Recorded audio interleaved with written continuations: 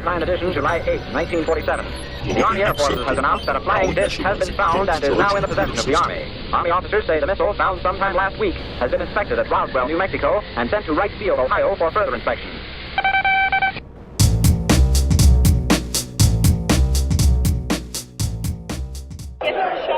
Alright guys, this is Jamie with MOBICON. I'm back and I'm with Kimberly Richardson. Hello, glad to be here. Hey! She's another one of our author guests that's going to be there, and she's written several books. And she's going to tell us all about her and her book. Well, for those of you who don't know my real name, I'm also called the Goth Librarian. This is my first book, Tales from a Goth Librarian. Got that? And it followed up with two books, my two novellas, Maybon and Pomegranate, and also The Decemberist, which is my first full-length novel. And both of these have been enlisted for the Pulitzer Prize this year. Awesome. So April 15th, 2013, I'll find out if I'm a finalist or if I've won. That's awesome. So it'll be nice it's a to big see. deal, yeah. It'll be nice to see a speculative author get something that prestigious. Yeah. And I'm also the editor of our steampunk novels through Dark Oak. We've got Dreams of Steam, followed up with Dreams of Steam 2, Brass and Bolts, Dreams of Steam 3, Gadgets, and its twin, Dreams of Steam 4, Gizmos. And the funny thing about this is that these two books were supposed to be one book. And they split it. They split it, so I had twins. So this is Luke and this is Leia. Yes. They decided it was too big, huh? It was too big to be one book, so we had to break it down into two. So in the steampunk book, if somebody doesn't really know what steampunk is, would those be good books for people to read to kind of figure it out? Yes, because with our anthologies, you get quite a mix. You got everything from your Charles Dickens kind of stuff, you got your Sherlock Holmes kind of mysteries, you have your mad scientists, you've also got airship pirates that are elves, you got everything across the board. But whenever people ask me what steampunk is, I tell them, okay, the steam part is the historical part, which is like mid-1800s, beginning of World War I. The punk part is taking all of that and doing a what if. So you could have, like in this, I wrote a short story called Peau, which is the French word for skin. A woman suffers a horrible burn accident, and she meets a man who's created a contraption that will take pages from a book and replace the burnt skin with the book, so that you become a living embodiment of that book.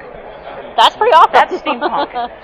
Okay, not that extreme, but yeah, you get the idea. That's pretty cool, yeah. Sounds like awesome to me. I think I'll have to read it. I don't think I've read that one. But, so what advice would you give to young writers?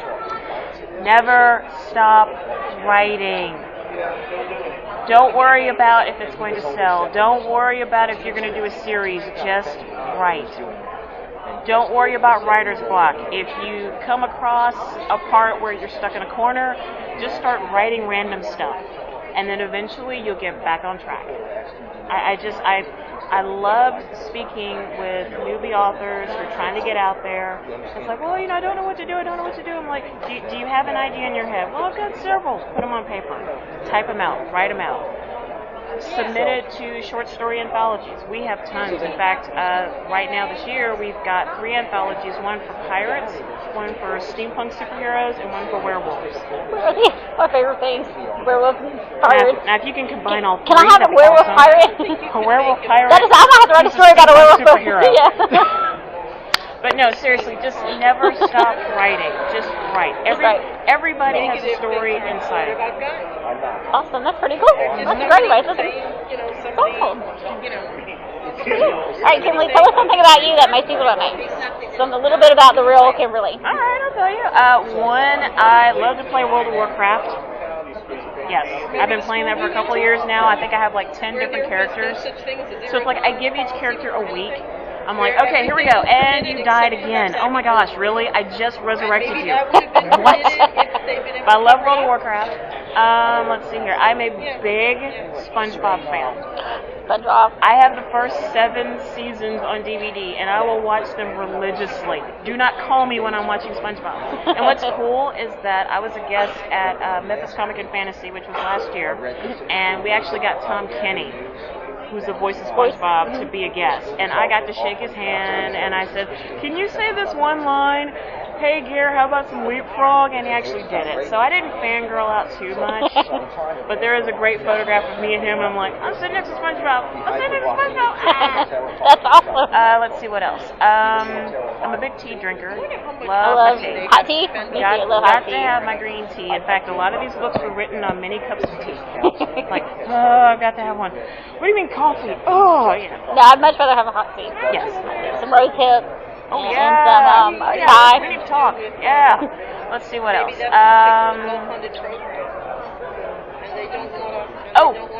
I am a amateur mycologist. Mycology, for those of you who don't know, is someone who studies mushrooms and fungus. So I joined this organization, the Cumberland Mycological Society, where they go on forays and they look for mushrooms, and I haven't been able to go because usually they schedule it when I'm going to a con. Of course. So this year I'm like, no, really, there's a fungus that needs to be discovered by me. So I'm going to be there with my, my bucket, and yeah. Well, yeah, we'll have to set some time aside when you're down to go. We'll just go out there and do it, because trust me, there's plenty of fungus in Mobile. Now, to go along with that, I'll talk about my biggest fear. Okay, you know SpongeBob's pet Gary? Snails? I have a morbid fear of those. The snails? Yes.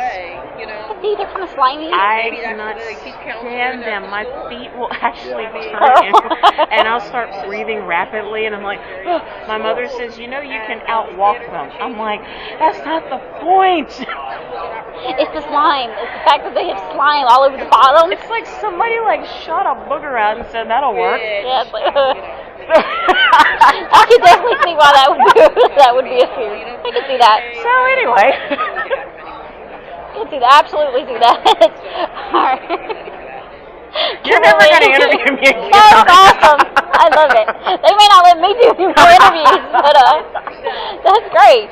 So we thank you for coming to MOBICON. Thank you for doing this interview, and we're going to get it posted and see what we can get some more people in. I just want to say, for those of you who have never been to MOBICON, do yourself a favor and come to this convention. It is one of the coolest conventions ever. I would much rather do MOBICON than, I don't know, but you have to come to MOBICON. It's a weekend of fun, excitement. You get to make new friends, you get to see old friends, and it's just fun. It really is a load of fun. So thank you guys so much. Thank you. You're welcome. We try. Our biggest thing is have fun. If you're not having fun, why do it? I have the best time with y'all. So thank you. Thank you. Bye.